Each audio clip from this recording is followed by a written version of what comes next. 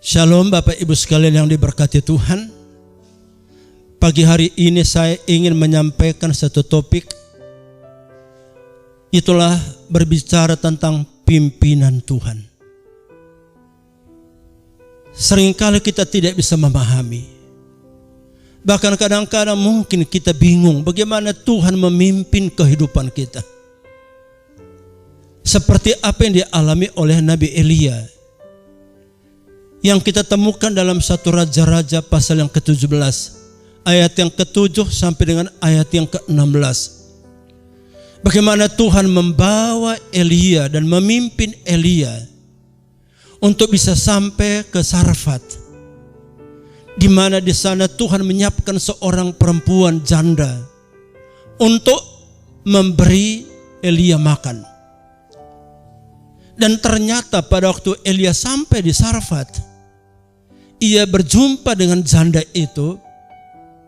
Ternyata adalah janda yang sangat miskin, yang mungkin secara manusia sudah tinggal nunggu matinya.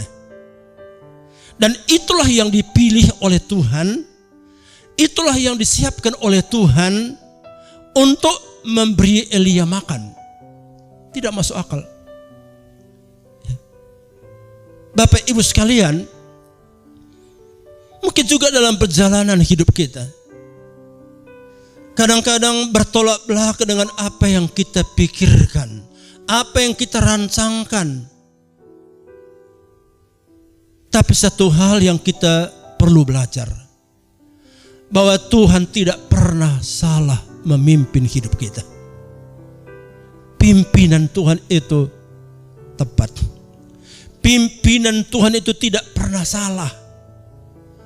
Dan ternyata itulah yang dialami oleh Elia. Ya. Janda yang miskin, janda yang tidak punya apa-apa. Untuk dirinya pun sudah tidak punya. Tapi toh dipilih oleh Tuhan, dipakai oleh Tuhan untuk menjadi alat, untuk memberkati Nabi Elia. Bapak Ibu, satu hal yang kita belajar di sini, bagaimana belajar taat. Elia taat, janda itu pun taat. Ya. Jadi hanya itu modal Elia taat kepada Tuhan. Dan hanya itulah modalnya janda itu, ia taat. Ya. Pada waktu Elia berkata kepada janda itu, berilah aku makan. Buatlah bagiku dahulu roti. Janda itu taat. Dan apa yang terjadi Bapak Ibu? Tuhan buat mujizat. Tuhan lakukan mujizat. Bukan hanya Elia yang mendapat makan. Alkitab mencatat, janda itu bersama dengan anak perempuannya mendapat makan beberapa waktu lamanya. Luar biasa Tuhan. Luar biasa Tuhan Yesus. Jangan bergantung kepada apa yang kita punyai. Jangan bergantung kepada kesanggupan kita. Bergantung kepada Tuhan. Tuhan mampu melakukan lebih dari yang kita pikirkan. Dan itulah yang dicatat dalam Alkitab. Ya. Tuhan melakukan lebih daripada yang janda itu pikirkan. Tadinya janda itu hanya pikirkan apa? Aku akan olah tepung ini. Aku akan olah minyak ini. Lalu aku dengan anak aku akan makan. Setelah itu kami akan mati. Bapak Ibu, mari kita terus andalkan Tuhan dan bergantung kepada Tuhan yang sanggup melakukan lebih dari yang kita pikirkan.